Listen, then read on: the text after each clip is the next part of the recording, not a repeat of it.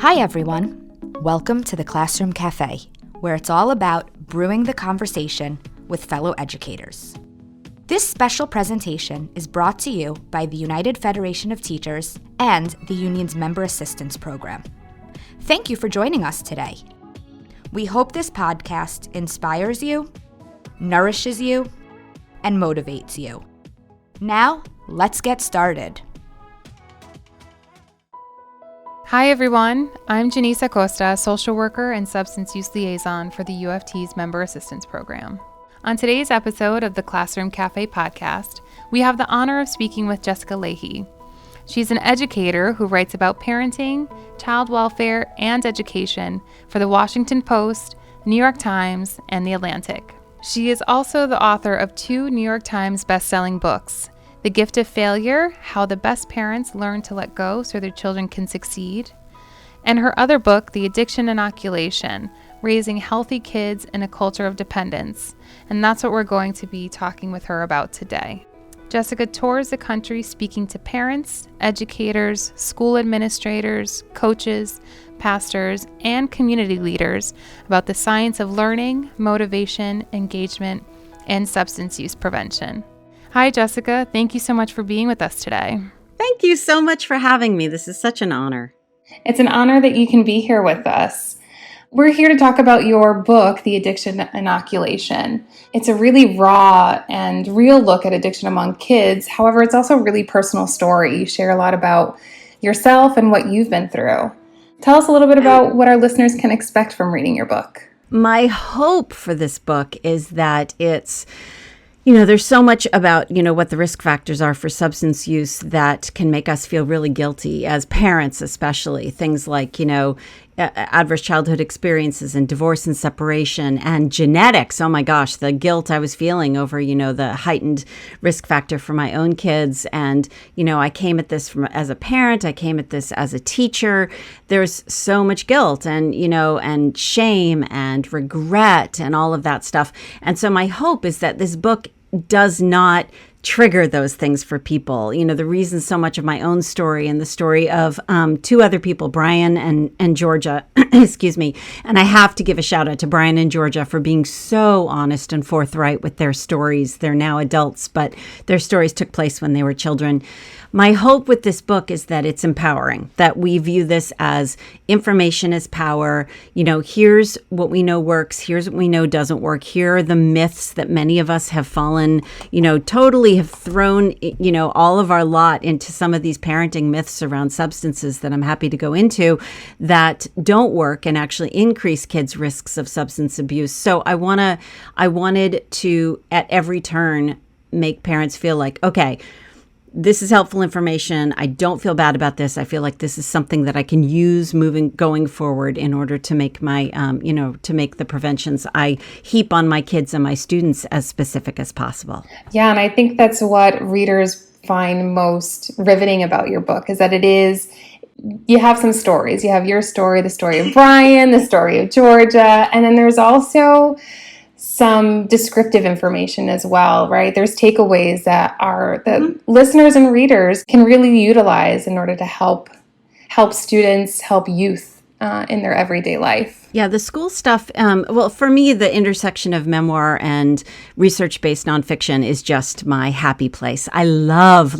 There's a new book out called Fox and I, and my understanding is that book was originally just going to be about foxes, and then her editor was like, no, this is a memoir too. And I loved that book because I love personalizing the learning, personalizing the engagement, personalizing, oh my gosh, I did that thing. How could I have done that thing? Okay, now I'm going to move forward from a place of information. And for anyone who's read Gift of Failure, my first book, that book too was all about, okay, here are all the ways I've screwed this up, both as a parent and as a teacher, and here's how I'm going to change moving forward. And, from my kids, from a parenting perspective, that's all I can ever hope to do as a role model. And, I happen to be raising 2 young adults, 17 and 22. The 17-year-old now has some very different rules around substances than the 22-year-old did, which he feels is very unfair. But if I did anything other than move forward with information, with the most, up-to-date, accurate information possible to guide my parenting, what I would be saying to him is, yeah, I know better, but I'm going to do this anyway because it may make you, think I'm cooler or something like that. So both books for me were humbling because I had to look at and discuss all of the things that I had done wrong. And in this book, I had to talk about all the weird crap I did when I was a full-blown, active, seriously in danger alcoholic, which, is humiliating on so many levels. But my mantra is, you have to look at that stuff and learn from it. So if my admitting to all that stuff makes it easier for someone else to do the same, especially for a teacher where it's so much more freighted than, there's so many things a teacher has to think about when dealing with the fact that they may have a problem in terms of reputation and people trusting them and all that stuff. So I wanted to make that easier for other people. Yeah, absolutely. And I feel like that really comes across too. Oh, good. Thank you. Yeah, you're welcome. So I think this book is something that will be relevant always. The information. No, because we're going to get rid of substance use disorder altogether. It's not going to be an issue. No kids will ever have problems. And I'm going to work myself out of a job. I mean, when I was teaching in a drug and alcohol rehab for kids, that was always my, I taught teenagers in a drug and alcohol rehab. And the ideal is that we somehow work me out of a job. But, So there's my optimism coming. No, I love it. I love it. And that is the dream, right? The dream is that we can take all this information and continue to apply it every day. And, that we'll be able to eradicate these things that are really, really harmful for us and for our youth, for our children. You talk a lot about the research that you've done, and you present a lot of different evidence-based programs that I think our educators can really start to be curious about and present or even utilize in their day-to-day. Can you talk a little bit more about those? Yeah, the education chapter was really important to me mainly, and Georgia's story really frames that chapter because I became Georgia's teacher in high school in Salt Lake City, Utah, and she was a daily drinker by the time she got into my classroom. She started drinking during middle school, which is if you look at the age of initiation, that's typical. And we lost her. I mean, she quit school. She dropped out before she graduated. She went on to develop even worse addictions. It just piled on. And she ended up in jail. She ended up homeless. She ended up losing custody of a child. I mean, it just was terrible. And she's doing great now. She graduated. She got her GED. She is now she graduated from college. She's now in a master's program. So things are great for Georgia now. But my question was always, and especially with my students at the rehab, how on earth do we prevent them from landing in the rehab? Or what could I have done for Georgia that I didn't do? What could we as educators at large do for kids like Georgia so that we can prevent them from dropping out, prevent them from getting started in the first place? And her story was interesting because there was a whole lot of what not to do, a whole lot of sort of things we could have picked up on. And we may never have been able to prevent what happened to Georgia, but considering anxiety was at the root of her first use, there was a lot we could have done for her around that. Anyway, so the education chapter was really important to me. And what I found out, what shocked me, is that only about 57% of schools in this country have any kind of substance use disorder or substance use prevention program. What we know is the older kids are when they first start using, the lower, not only do we protect their brains for longer, as we know their brains aren't finished developing till the middle or early to mid 20s. So we need to protect that as much as possible because drugs and alcohol do hideous damage to the developing brain. But also, the longer we delay their first use, the lower their the statistical risk is of them, the statistical probability is of them having substance use disorder during their lifetime. So if an 8th grader starts using, they have about a 50% chance risk of having substance use disorder during their lifetime. Whereas if we can get them down, to 18, we get it down around 10%, and that's what it is in the general population. So delay. So if only 57% of schools are using any kind of program at all, get this though, of that 57%, only 10% of schools are using a proven, evidence-based, proven effective curriculum, which sounds really depressing, but it's not to me because, number one, I'm an eternal optimist. Number two, because the programs that work, the programs we know are effective, are just really good SEL programs with health components. So if social emotional learning programs, which P.S. coming out of the pandemic, we know are more important than ever. These are things that we have to have in place. They're all the rage. Everyone knows they're important. Most people know they're important. And so if they're out there, we can identify programs that have been proven effective by objective third-party evaluators. Why not use those? And I provide numbers in the book for how much money we save in the long run, given the upfront costs of implementing an SEL program that's effective. So if you're already spending money on an SEL program, or you're already spending money on substance use prevention programs, stop doing what you're doing, figure out if your program is effective, and then put your money into programs that are actually proven to be effective. And I list them and they're available in the book, and I give resources for where to find them as they evolve. Yeah, I think you said something like 30% a community can save. Yeah, and the cool thing about these, where I point people to look for these programs, as there are also other great programs there for like children going through divorce, children going through a loss of a parent. All these kinds of programs are sort of ranked and evaluated in this through this website as well. So there are ways to find the effective programs, and they do save communities money over the long term. Yeah, absolutely. So you also share a lot of data in the book. I think is a little bit of what you just shared right now. How do you think that this can help people make better decisions? Okay, so a lot of people don't want to read. I don't want to read straight data. I happen to be married to a person who loves to read straight data. I happen to have a son now, 22, who loves the data, but I do not enjoy reading data without narrative. So all of the data in this book is couched in narrative. All of the data in this book is presented in a way that is fun to read, I hope. As a communicator of research, a communicator of science, that's my job, right, is to make this fun to read. So all of the data in this book tells a story that we can not only use for our own information, but convey to our kids, because we know that the prevention programs that work are prevention programs that give kids a really clear vision of what reality looks like in terms of who is using, why they're using.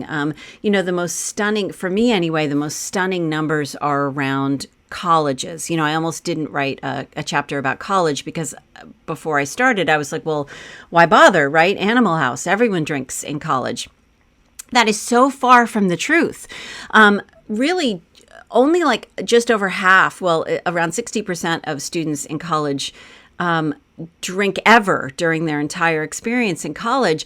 But when you look at the alcohol that is consumed at colleges, the vast quantity is consumed by a very, very small sliver of college students. And those college students are white males between the age of sort of 18 and 24, and they are in Greek systems. They are athletes. They are fans of sports. They are leaders in their community. And actually, when you look at sort of, for example, in the fraternity and sorority situation, the leaders of those and the presidents of those and sports teams captains are the ones who really lead the consumption. And the numbers around college drinking are really shocking. It is a vanishingly small group of people who, because of the way kids in college drink, which is binge drinking and heavy binge drinking, consume just the vast amount of the alcohol. And what's really interesting is who doesn't drink, which is actually, there are so many kids who go through college without drinking because they can't, because too much is at stake, because they don't have a net, because they're first generation in college, because they take academics seriously, because they're involved in activities that don't happen to be conducive to a lot of drinking. It's really interesting to me.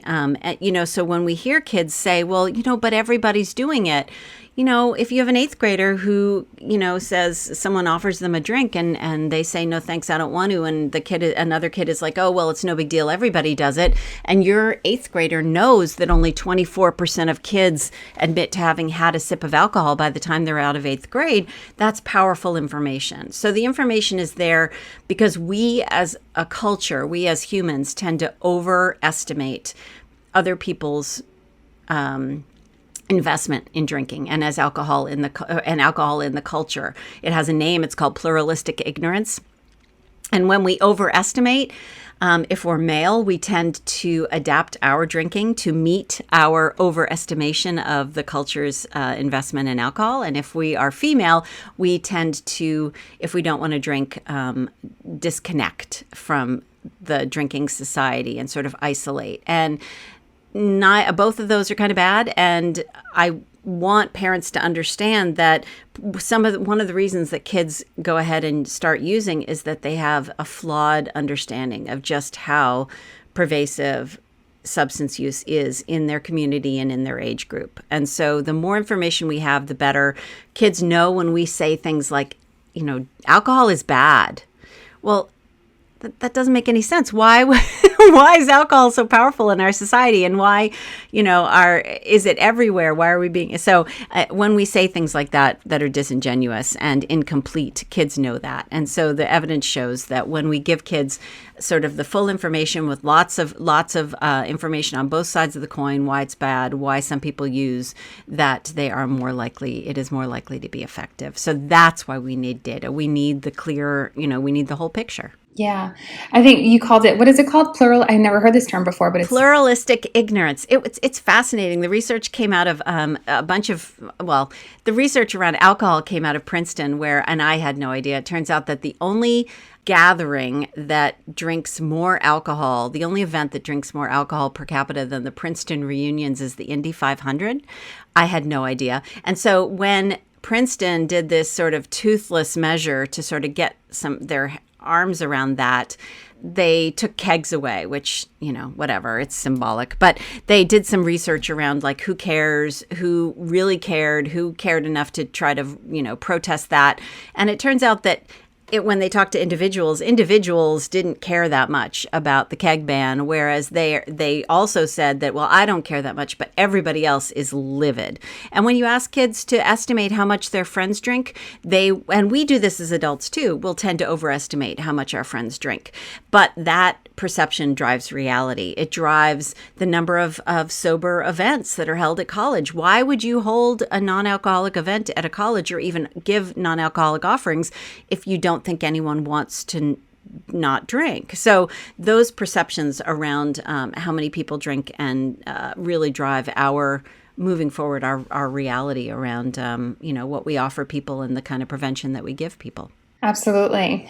So there's a lot of, in our culture at least, there's a lot of normalizing around alcohol use, around alcohol misuse, drinking in general in colleges, and, everything that you described, in college drinking, that they're typically white males belonging to Greek systems, athletes, et cetera, et cetera, et cetera. That's a lot of what we see in media and what we see in movies and things like that. And so instead of but shifting to normalcy from... And the messaging. And the messaging, yeah. I'm never going to tell parents that, not to drink in front of their kids, but I am going to tell them that the way they talk about those drinks and why they're drinking them hits with kids. I want to go back. We're talking about college, but let's go all the way to the other end of the spectrum. The reason that this book starts with kids in preschool and kindergarten is that that's where prevention starts. Because we know from the research that in a home where alcohol is being consumed heavily, that 3-year-olds can tell the difference between alcoholic and non-alcoholic beverages.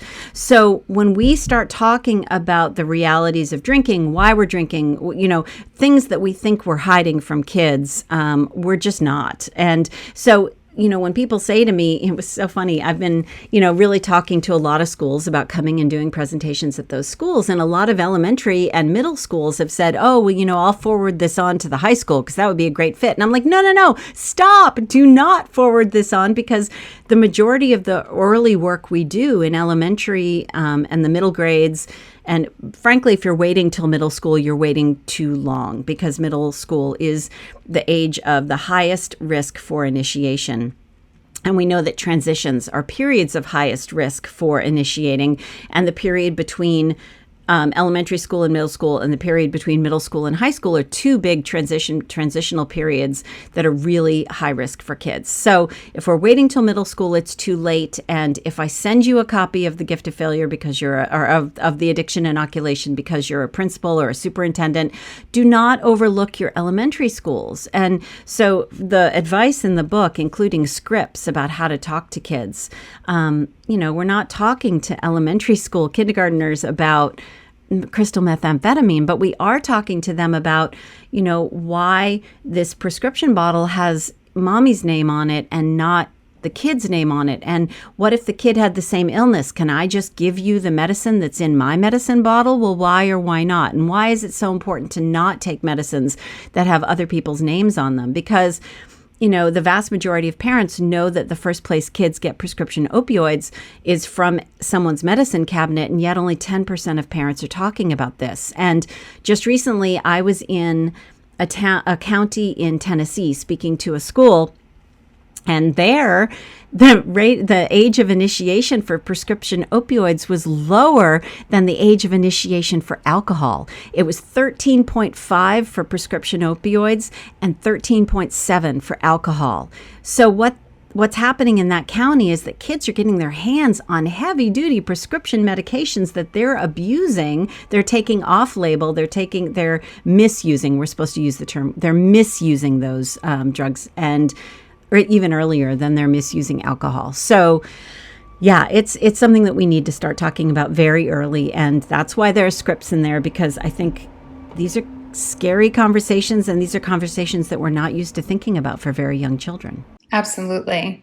And I heard you say a lot of whys, like why is it that this prescription bottle is in mommy's name and not in the child's name? And why?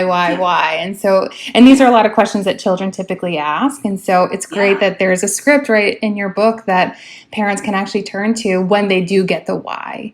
Well, and the why is so important because, like I said, I've changed the rules for my 17-year-old, and I didn't just say, I didn't just rip the rug out for him and say, you will no longer get any sips of any of our alcohol just because.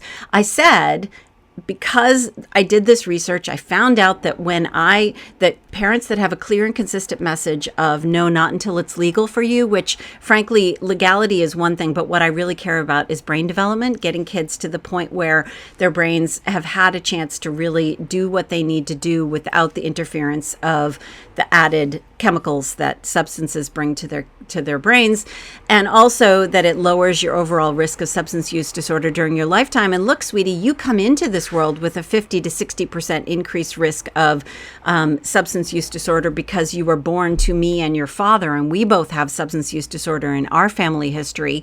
So I explain the why, and that why is what makes my change in the rules valid.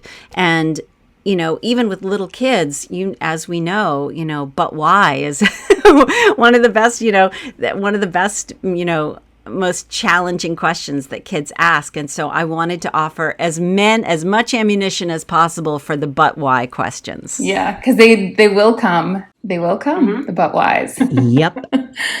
That's great. So thinking about educators, what are some signs that they can look for? What are some maybe indicators that one of their students is struggling with substance use? Yeah, I think one of the things that was hard for me with Georgia was that she came to me already struggling, so I didn't get the opportunity to see change. Some people thought, well, she came into high school already using, so there were highs and lows in terms of being sullen. I talk in the book about the fact that when I'm writing about something or someone in particular, I keep pictures near my computer, and I have pictures of Georgia graduating from college and just the joy and pride in her face. And then I have her yearbook picture from the last year that she was in high school, and she just looks dead inside. There's no light in her eyes. And that's what we were seeing all day long. And from my perspective as a teacher, I just didn't receive a lot of training on what to look for. So a lot of that learning was done on the fly. So, she used to, the shirts with the thumb long sleeves that you can stick your thumb through were really handy. And I realized that she was using those all the time. And I was worried about whether or not she was self-injuring. And so that was part of the picture.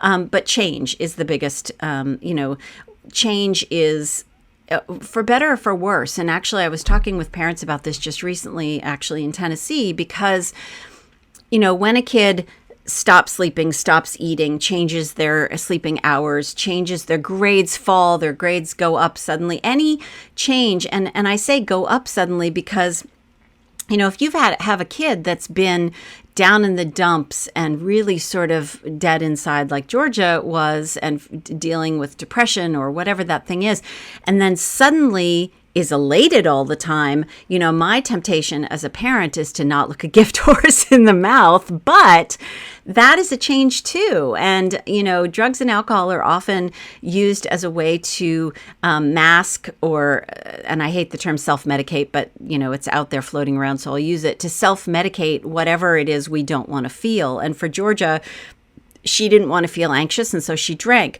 For kids with ADHD and ADD, pot, using weed can really sort of using marijuana can really sort of quiet their brain down. If they're misusing, ADHD meds because they think that that's going to increase their performance, which is so interesting about that is that when kids take ADHD drugs, speed, in order to increase their performance, it actually doesn't. It makes you feel like it's increasing your performance and allows you to stay awake for longer.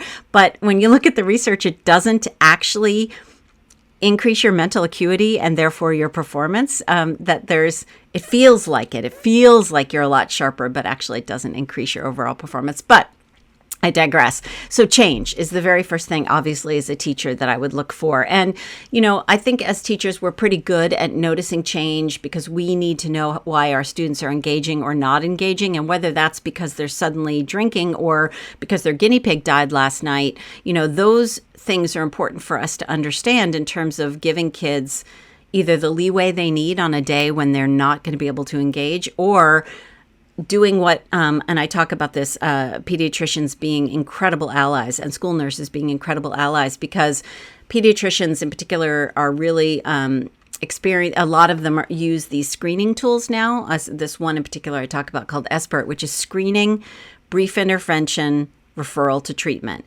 And screening is kind of sort of what we're doing as teachers all day long. And those brief interventions, are us intervening when it's the right moment for us to say, sweetie, are you okay? I had to do it once because this student was writing a lot of poetry around suicide. These interventions are things that we sort of know we have to do, in a sort, of course, because we have to report, things like child abuse when a kid might be at harm, that kind of stuff. We're sort of looking for those things anyway. But that screening, I try to think of myself a little bit as that sort of pediatrician who's doing the screenings on a daily basis, just checking in, and those brief interventions where possible. And if I know that it's outside of my purview as a teacher, I just don't have the skills to handle it, then I refer to our school counselor or to their pediatrician, and obviously to the parents. So that's sort of the big way that, I, as a teacher, do my job without overstepping my role and overstepping my abilities as a counselor. Yeah. So notice a change if there is a change. Mm-hmm. Intervene by saying something simple, as simple as, are you okay? Or we do it all the time. If we suddenly see that kids' writing has increased by 6th grade levels, our indication is, maybe they didn't write that thing, and we check in with them. Or if suddenly they're sleeping during the day, we go to them and say, sweetie, why are you so tired? What's going on? Is there anything I can help with? What's going on at home? If they're, coming to school in dirty clothes all the time, and we notice that their hygiene is starting to slip. Those are all indicators that we need to intervene and just, at least as the front line, and talk a little bit about, to the kid about what might be going on in their life.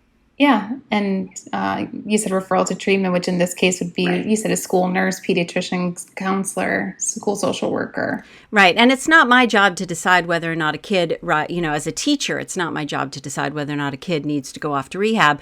There are people who are much better at evaluating that. And I talk about this a lot, that when a kid starts to go down the road of let me back up. Prevention for me is has a two-prong effect. I can't know that what I'm doing with my own kids or with my students will actually help them. It won't make them bulletproof. It won't make them, no, never ever will they ever have a problem with substance use disorder. But I am hedging. I am making, getting them as likely, doing as much as I can in order to make it so that they will be as likely as possible to live a healthy life, without having substance use disorder. However, understanding that you might have a problem takes a long time. And I talk about it as being, I think in the book, I refer to it as a 50-piece puzzle or a 100-piece puzzle, that it's really rare for a person, a teacher, a friend, whatever, to be that 100th piece that clicks into place and suddenly the whole picture is visible and someone says, oh my gosh, you're right, I have a problem and it's time and I need help. For me, that was my dad. My dad was my 100th piece. He intervened on me and I was ready. However, if my kids do go on to use and do go on to have a problem, and believe me, we have lots of conversation about when use starts to turn to misuse and starts to turn to, something that looks like a problem, because my kids are more likely to have a problem, so I might as well talk about it.